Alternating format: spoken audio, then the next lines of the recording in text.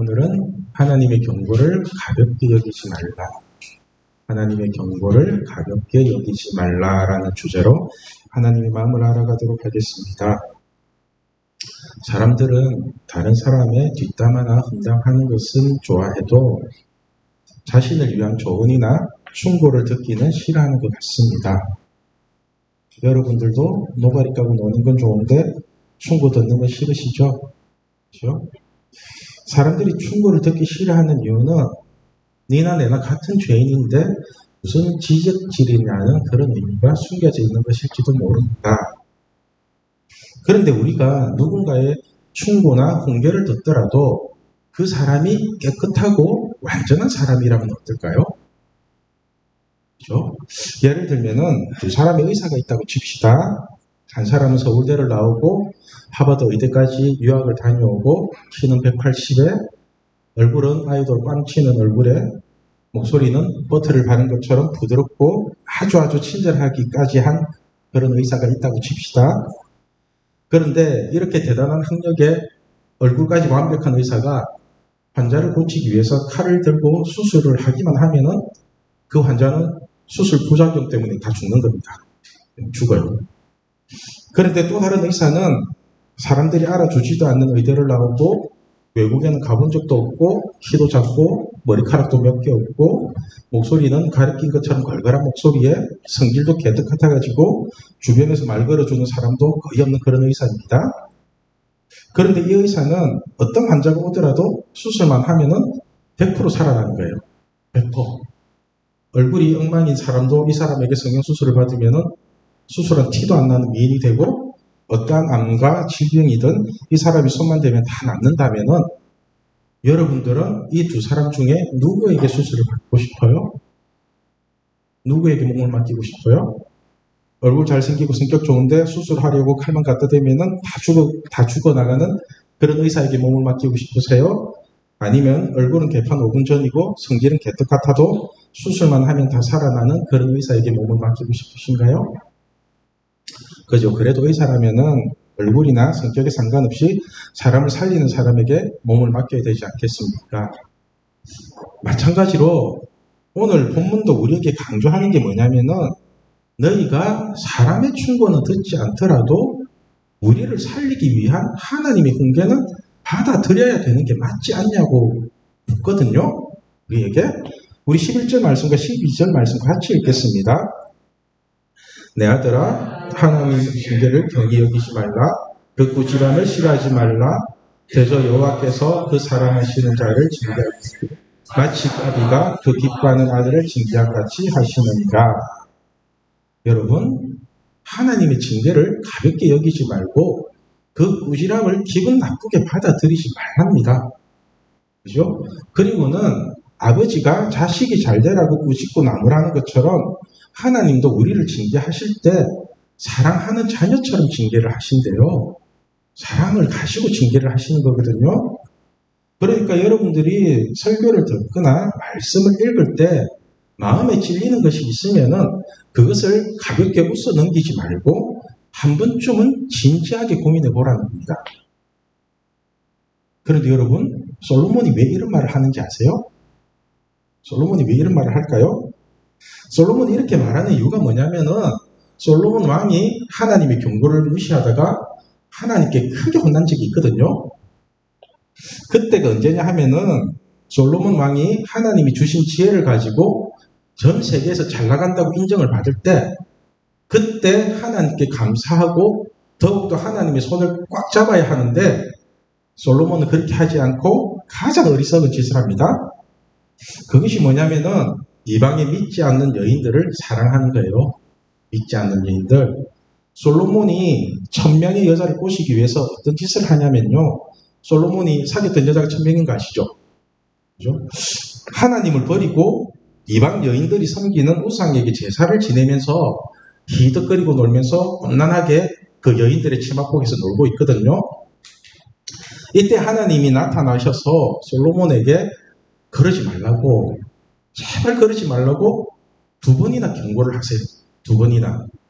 열왕기상 11장 9절 말씀을 보면은 솔로몬이 마음을 돌려 이스라엘의 하나님 여호와를 떠남으로 여호와께서 그에게 진노하시니라.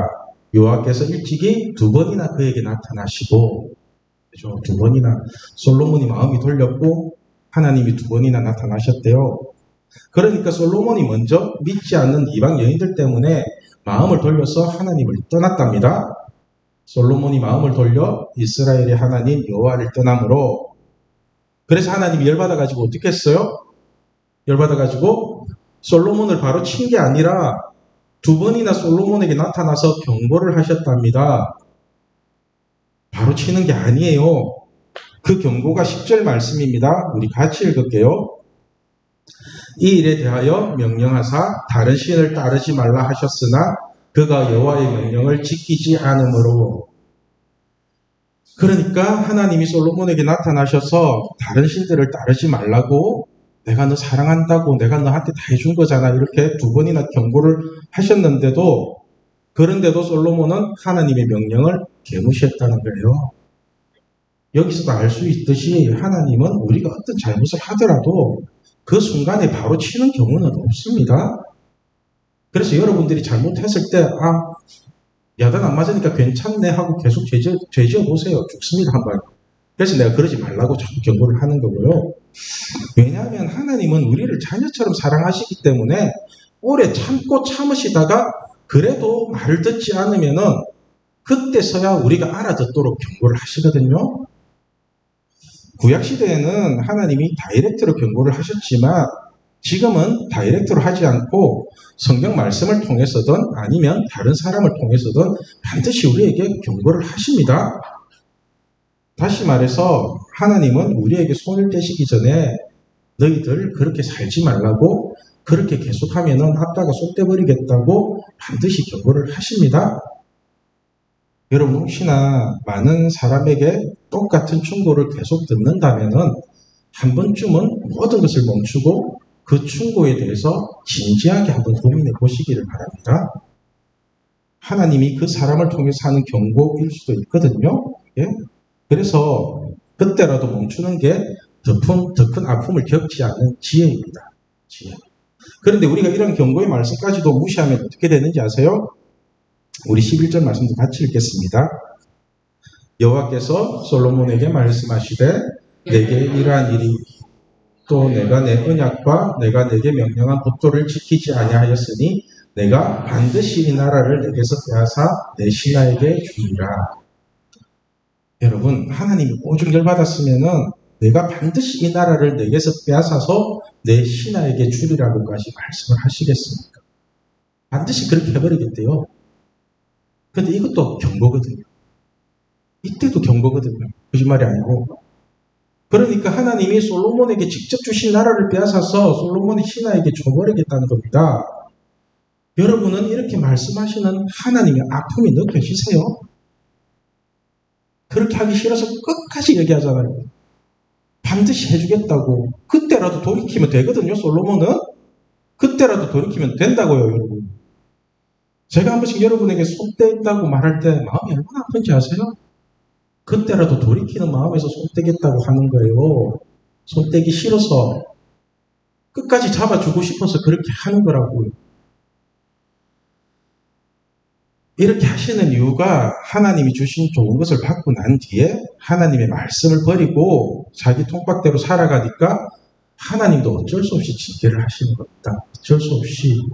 그것도 징계를 너무너무 하기 싫어서 두 번이나 경고를 했는데 그것마저도 개무시를 하니까 이제는 하나님도 자신이 내뱉은 말씀을 지킬 수밖에 없잖아요.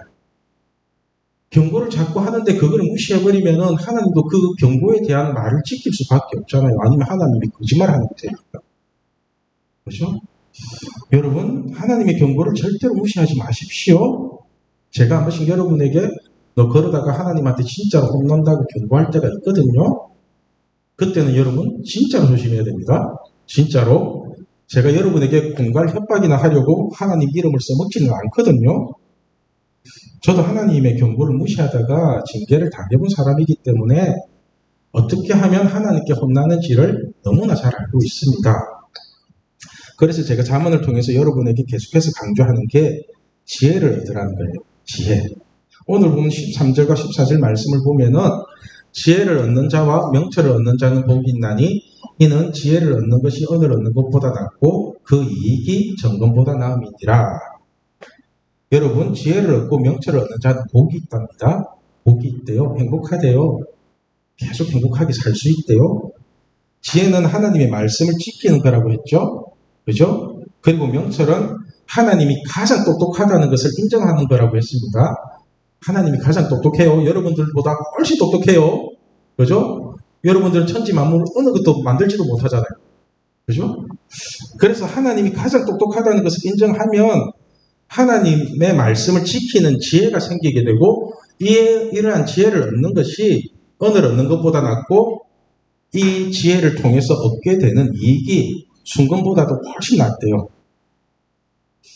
우리가 이러한 지혜를 가지고 살 때 얻게 되는 이익을 구체적으로 기록한 말씀이 21절에서 26절 말씀이거든요. 지혜를 지키며 살 때 얻게 되는 이익들, 우리에게 돌아오는 혜택들. 그 중에서도 요즘 사회적으로 문제가 되는 칼부림 사건이나 묻지마 폭행 같은 사건에서도 우리를 지켜주시겠다고 하시는 말씀이 25절, 26절에 기록되어 있습니다. 참 놀랍죠, 하나님의 말씀은.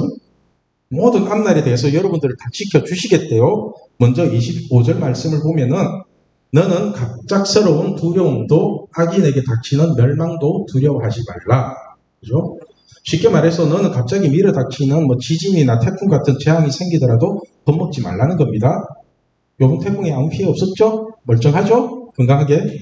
그리고 지금처럼 칼부림 사건이 여기저기서 일어나고 서면 돌려차기 사건 같은 별별 흉흉한 일이 일어나더라도 두려워하지 말랍니다. 왜냐하면 하나님이 우리를 철저하게 지켜주시기 때문에 그래요. 그죠? 그게 뭐냐면은 우리 26절 말씀 같이 읽겠습니다. 대저 여호와는 내가 의지할 이시니라 내 발을 지켜 걸리지 않게 하시리라. 예. 여러분, 우리를 온갖 위험으로부터 안전하게 지켜주실 분은 하나님 한 분밖에 없다는 것을 명심하십시오. 하나님밖에 없습니다. 대저 여호와는 내가 의지할 이시니라 내 발을 지켜. 여러분들이 발을 지켜서 걸리지 않게 하시겠대요. 그죠? 여러분들은 이 말씀을 믿으시나요? 드세요? 저는 하나님 말씀을 반드시 이루어진다고 100% 믿거든요. 100%. 시간이 걸릴 뿐이지 반드시 이루어집니다. 그래서 우리가 하나님 한 분만 의지하며 살아갈 때 하나님이 우리의 발을 지켜서 재앙이 일어나는 곳이나 칼부림이나 묻지마 폭행이 일어나는 현장에는 아예 가지 못하도록 지켜주시겠다는 거예요. 그곳에 가지 못하게끔.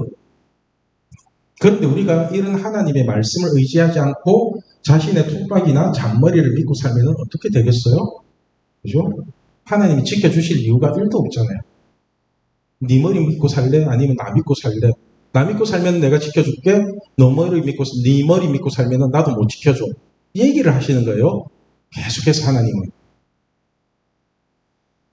여러분이 하나님을 믿지도 않는데, 그죠? 하나님이 여러분을 지켜줄 이유가 없잖아요. 그죠? 오늘 말씀의 제목이 하나님의 경고를 가볍게 여기지 말라입니다. 여러분, 하나님이 왜 자꾸만 말씀을 지키라고 하고 지혜를 버리지 말라고 하는지 아세요? 왜 계속 같은 말을 반복하는지 아세요? 왜냐하면 하나님도 이러한 지혜를 가지고 천지를 창조하셨거든요. 그리고 하나님도 스스로 하신 말씀을 철저하게 지키면서 우리를 보호해 주시기 때문에 그렇습니다. 19절과 20절 말씀을 보면은 여호와께서는 지혜로 땅에 터를 놓으셨으며 명철로 하늘을 견고히 세우셨고 그의 지식으로 깊은 바다를 갈라지게 하셨으며 공중에서 이슬이 내리게 하셨느니라. 한마디로 하나님도 천지 만물을 지혜로 창조하시고 이 세상을 지식의 말씀으로 운행을 하고 있는데 하물며 하나님만 의지하고 하나님의 말씀을 철저하게 지키고 사는 하나님의 자녀를 아빠가 보호해 주지 않겠냐는 거예요. 그렇죠? 여기서도 알 수 있듯이 우리가 하나님의 말씀을 철저하게 지키고 살면은 하나님은 반드시 그 말씀대로 우리를 지켜주십니다. 그런데 반대로 우리가 하나님의 말씀을 버리고 잔머리를 굴리기 시작하면은 하나님은 먼저 우리에게 경고를 하십니다. 경고를 하세요. 그렇게 하지 말라고, 너 그렇게 하면 혼난다고 경고합니다. 솔로몬에게는 믿지 않는 사람과 사귀지 말라고 경고를 하셨고, 가룟 유다에게는 돈을 의지하지 말고 하나님만 믿으라고 경고를 하셨고, 또 지금 우리 세대에게는 자신의 머리를 믿지 말고 하나님의 말씀을 믿으라고 계속해서 경고를 하고 계십니다.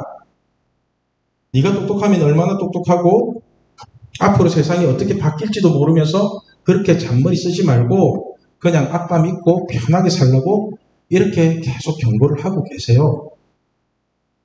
여러분, 이러한 하나님의 경고를 가볍게 여기지 마시길 바랍니다. 우리가 하나님의 경고를 무시하지 않고 말씀을 다시금 꽉 붙잡고 산다면 하나님은 우리를 어떠한 위험에서라도 반드시 지켜주실 것입니다.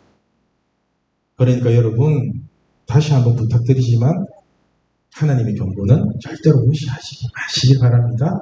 아시겠죠? 저는 우리 신앙교회 중고등부가 하나님의 경고를 우습게 여기지 않고 말씀을 지키는 지혜 하나를 붙잡고 흉흉하고 험악한 이 시대에 하나님이 지켜주시는 안전하고 행복한 삶을 살아가시기를 소망합니다. 기도하겠습니다.